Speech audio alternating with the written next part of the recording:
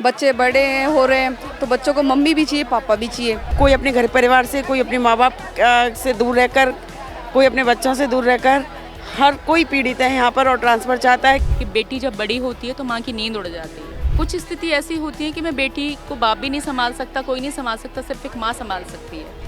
हम 9 सालों से ट्रांसफर नहीं हो रहे हैं। 2017 की पोस्टिंग है। आरएएस, पीएसआई, ईओआरओ जैसी महत्वपूर्ण परीक्षाओं की तैयारी करें विकास सर के मार्गदर्शन में। आज ही डाउनलोड करें सैरमिक एकेडमी ऐप। दिक्कतें देखो बहुत सारी आ रही है। बच्चे बड़े हैं हो रहे हैं तो बच्चों को मम्मी भी चाहिए, पापा भी चाहिए।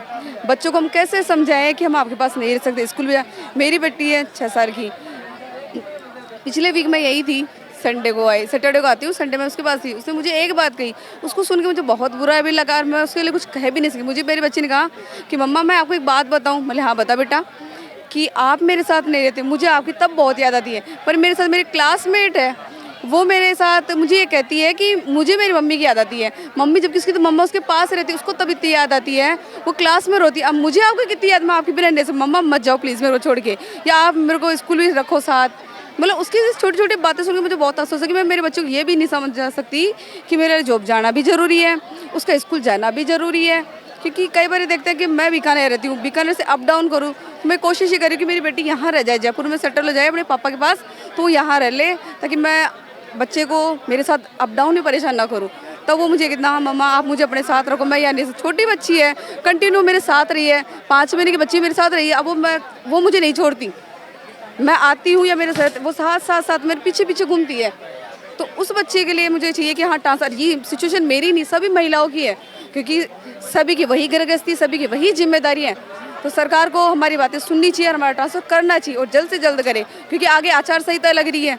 तो हमें चाहिए कि सरकार हमारी तरफ एक पॉजिटिव रखे कि महिलाएं बहुत परेशान है। सभी यहाँ पर जो भी हैं वो पीड़ित हैं।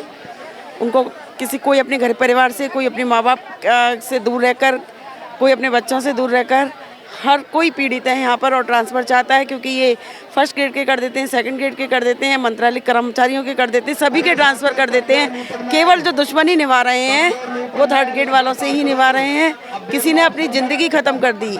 मैं अपनी बात करूँ तो मेरी ज़िंदगी ख़त्म हो गई ये ट्रांसफ़र का इंतज़ार करते करते। मेरे पति जिनका डायलिसिस चल रहा था और वो मेरे ट्रांसफ़र का इंतज़ार करते करते रुखसत हो गए। मेरी ज़िंदगी ख़त्म हो गई। एक के होने से सब कुछ होता है और एक के ना होने से कुछ भी नहीं होता। किस लिए? ट्रांसफ़र नहीं होने से। काश वो मेरे साथ होते, यदि मैं यहाँ उनके साथ होती तो। जब मेरी बेटी 12 साल 13 साल की बड़ी हो गई, उसकी चिंता मुझे सताने लगी कि बेटी जब बड़ी होती है तो माँ की नींद उड़ जाती है। मैं 200 किलोमीटर दूर हूँ, जयपुर मेरा घर है। विगत 14 साल से मैं करौली ज़िले में हूँ। कुछ स्थिति ऐसी होती है कि मैं बेटी को बाप भी नहीं संभाल सकता, कोई नहीं संभाल सकता, सिर्फ एक माँ संभाल सकती है। ऐसी स्थिति में बेटी अब किससे कहे? जब उसके पास उसकी माँ मौजूद ना हो तो वो अपनी व्यथा कैसे कहे? वो अपने आप को, क्योंकि एक ना वो बड़ी है ना वो छोटी है, वो ऐसी उम्र में है जो जहाँ ना वो अपने आप को संभाल पा रही है, ना ही वो किसी चीज़ को परेशानियाँ बता पा रही है। क्या करे ऐसे में वो बच्ची? अरे हमने 14 साल भुगत लिया, ठीक है, अब हमारी बच्चियां बड़ी हो रही हैं तो अब तो हमें उनके साथ रहने का अधिकार दे दे सरकार। कम से कम बेटा ठीक है एडजस्ट करता है, उन बेटियों पर तो तरस खाओ कि उन बेटियों को एक अच्छे संस्कार, एक उनकी सुरक्षा एक माँ ही तो कर सकती है। उसका अच्छा बुरा, उसकी सारी चीज़ें एक माँ समझ सकती है। इतना अधिकार तो हमें बनता है कि अधिकार क्या, हमने ऐसे क्या किया हमने जो हमें इस तरह की सज़ा मिल रही है? 9 सालों से ट्रांसफर नहीं हो रहे हैं। 2017 की पोस्टिंग है।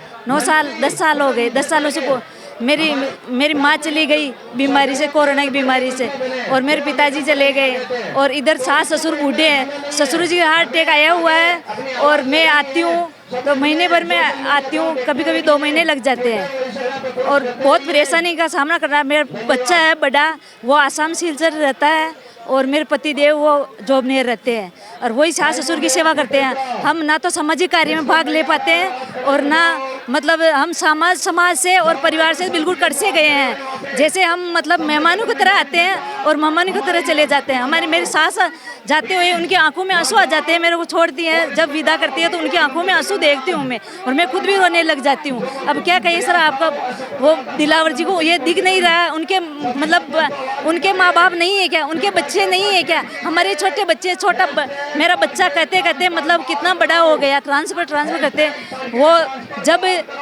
15 साल का था तब ट्रांसफ़र की हो गया, आज वो 21-22 साल का हो गया तो भी ट्रांसफ़र नहीं हो रहे हैं।